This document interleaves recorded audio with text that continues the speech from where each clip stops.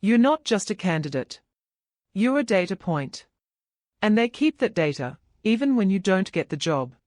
They are essentially harvesting what they can get out of you, and never forget that. There is no honor among thieves anymore. Especially in the corporate HR recruiting world.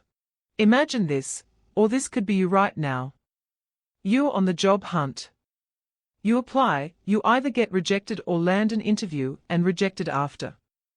Or maybe you get an offer, then a better one, and you politely decline the first.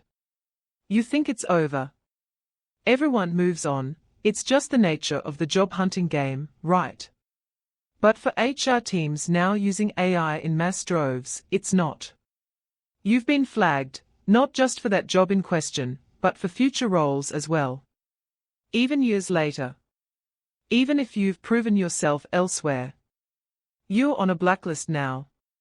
Not just at that company, but possibly across an entire network of employers, HR vendors, and algorithmic filters. And chances are, you did nothing wrong. This is the quiet, hidden reality of today's job market, laid on top of the overwhelming competition, ghosting, and relentless filtering. Your application is now a permanent record. HR isn't just storing your resume. They are logging everything. Every rejection. Every click. Every withdrawn application. Every assessment or test. All of it feeds into AI systems that optimize hiring, often by filtering you out permanently. Even if you improve, the system might never look at you again. Unless your profile screams transformation, you're ignored. Even politeness can hurt you. Turn down an offer respectfully. You might be flagged as unreliable, not committed, high risk. These tags don't disappear, and can follow you across companies using shared platforms or third-party recruiters. It's not just hiring, it's data harvesting. Those assessments and tests, they are about collecting data, not just hiring. Even if you're rejected, they keep your info to train their AI, justify budgets, and refine systems. You're not just a candidate. You're a data point. And they keep that data, even when you don't get the job. They are essentially harvesting what they can get out of you, and never forget that. What can you do in Australia? The legal landscape, and its limits. This is why your vote counts in preventing and combating this newly emerged form of defamation and profiling. Saying no to a shady deal, or leaving an employer currently has mobster or secret society kind of network consequences. Privacy Act 1988, you have the right to request your data, but expect vague, incomplete responses. Discrimination laws, they exist, but proving algorithmic or systemic bias is extremely difficult. Fair Work Act protects employees, not applicants. Defamation. Only if internal notes are leaked, and that's rare. Strategies to push back. 1. Starve the system. Avoid companies that don't have clear data deletion or privacy policies. Watch for red flags in terms and conditions, data retention, profiling, third-party sharing. Don't feed flawed systems with your data. Your absence becomes a form of protest and pressure. 2. Track the ecosystem.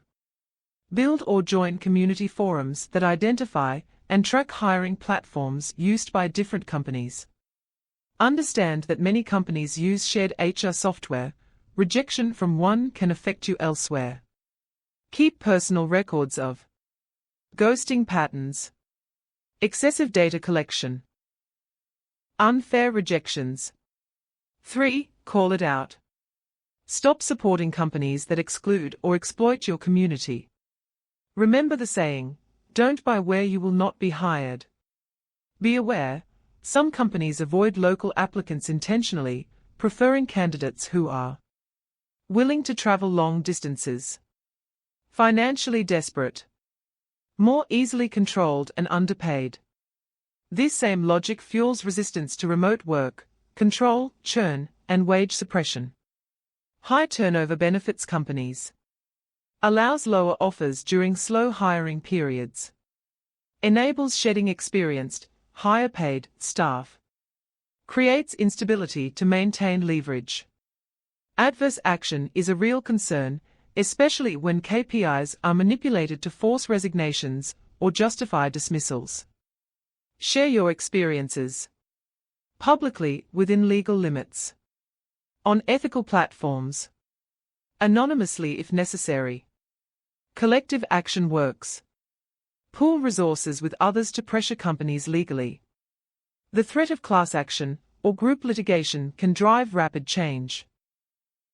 Companies that avoid exploitative HR practices will stand out and thrive. 4. Push for reform. Demand AI transparency in hiring. Expand fair work protections to include job applicants. Support data minimization and limits on retention, especially for non-hires. Call for independent audits of hiring algorithms and platforms. 5. Explore alternatives. Build leverage outside of traditional hiring systems. Freelancing. Worker co-ops. Small business or consulting work. Seek ethical employers who are transparent in their hiring practices. Respect privacy. Value long-term employee development. 6. Add a data protection clause. Include a short, legal note in your applications. Under the Privacy Act 1988, I do not consent to indefinite retention or third-party distribution of my data if not selected. All application materials, including assessments, must be deleted per Australian privacy standards. This does a few things. Creates a paper trail.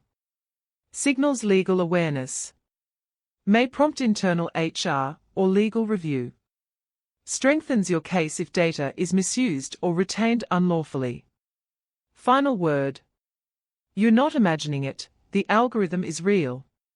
And it's often stale, flawed, biased, invisible. But you are not powerless. Know how it works. Protect your data. Push back and speak up. Build alternatives. Please value and respect yourself. Because there's no fairness in a system that was never designed for you.